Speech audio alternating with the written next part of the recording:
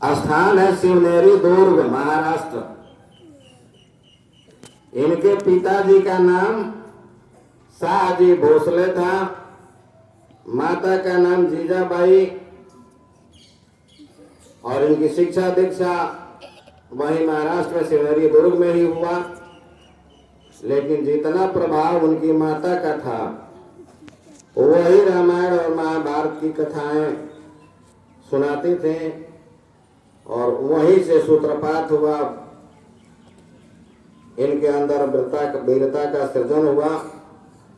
उस समय मुगलों का शासन था, जबकि शाहजी स्वयं शिव मुगल शासक के दरबार में रहते थे।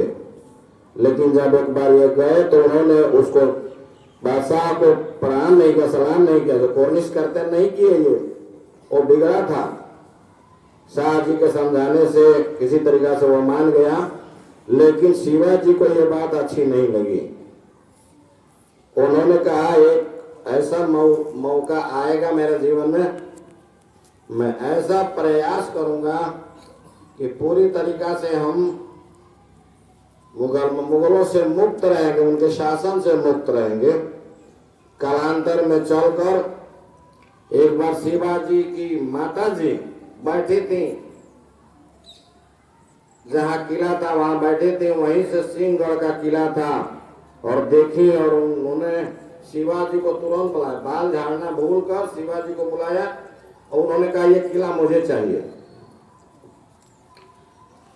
और कम अवस्था थी, लेकिन फिर भी अपने कुछ मित्रों को, अपने सैनिकों को लेकर उस पर चढ़ाई किए, और सिंहगढ़ का किला फतेह करके उनको सौंप दिया एज ए गिफ्ट। इन्होंने, इनके गुरु थे स्वामी समर्थ रामदास जी, उन्होंने इनके अंदर जो है कूट कूट कर वीरता का सृजन किया। उन्होंने ये किया कि नहीं, आप केवल ट्रस्टी हो इसके, ये तुम्हारा राज्य नहीं है, तुम इसका विस्तार करोगे जीवन में। ये गुरिल्ला युद्ध करते थे, यानी अचानक छुपे हुए अचानक शत्रुओं पर प्रकट होकर और संहार करते थे, मारते थे। और इनके रहते रायगढ़, नाथगढ़, सिंहगढ़ ऐसे किले जीते गए।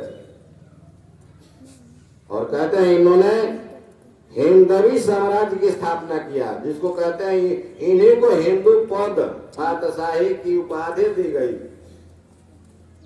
तो ऐसे महापुरुष का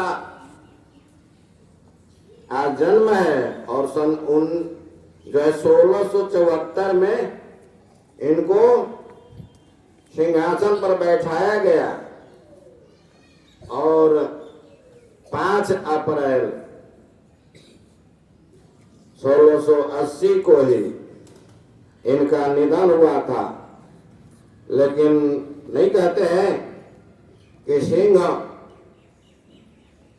थोड़ा जिए या ज्यादा जिए, लेकिन उसके अधीन समग्र लोग रहते हैं, उसी प्रकार से ये वहां के सिंह थे।